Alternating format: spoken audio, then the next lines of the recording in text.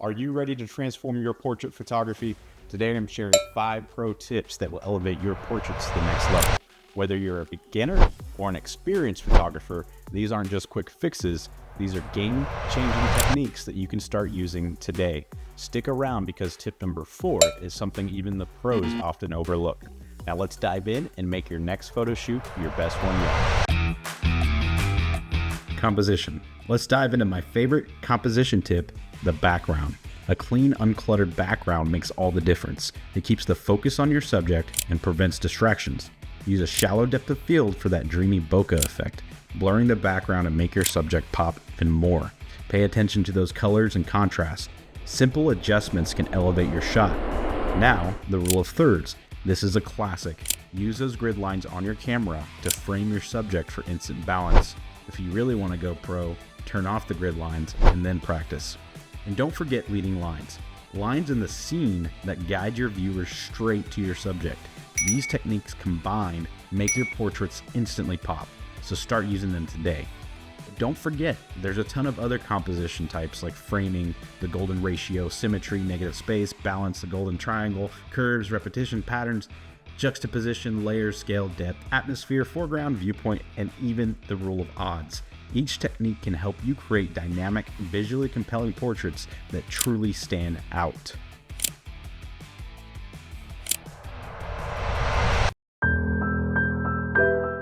Now let's slow it down and talk a little bit about lighting.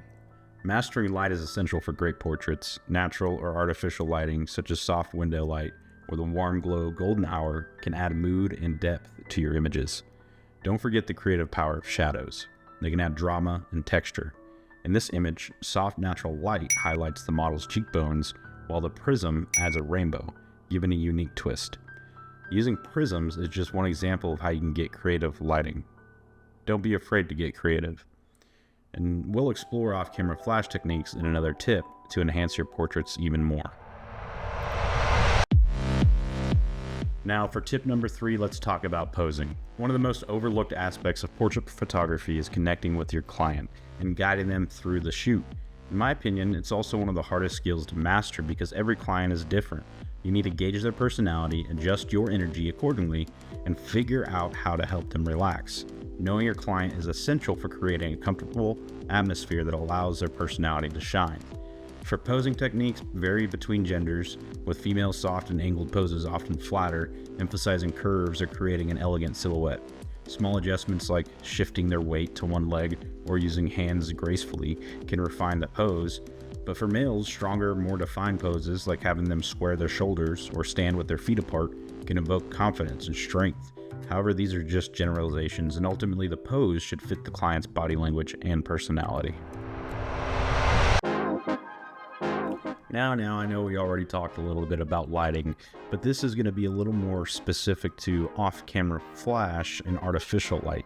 Off-camera flash is an incredibly powerful tool that can transform your portraits. By using an external light source rather than relying on your camera's built-in flash, you gain control over the direction, intensity, and quality of light.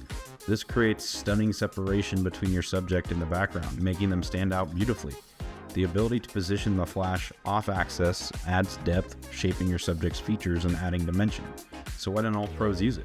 While it requires additional equipment and setup, the payoff in terms of quality and artistry of your portraits is undeniable. With off-camera flash, you can eliminate harsh shadows, add dramatic effects, and achieve that studio quality look outdoors or in unpredictable lighting conditions. When using off-camera flash, you can experiment with a variety of lighting techniques to get the most creative results. Rembrandt lighting creates a dramatic shadowed effect by positioning the flash at a 45-degree angle, forming a triangle of light under one eye, while butterfly lighting is ideal for beauty shots with the light placed above and centered to cast soft shadows beneath the nose and chin. Side lighting can add a depth of drama by sculpting the subject's features. This is one of my favorites. While backlighting or rim lighting helps create a beautiful halo effect, separating the subject from the background even more. With off-camera flash, you have the flexibility to shape the light exactly how you want for the perfect portrait.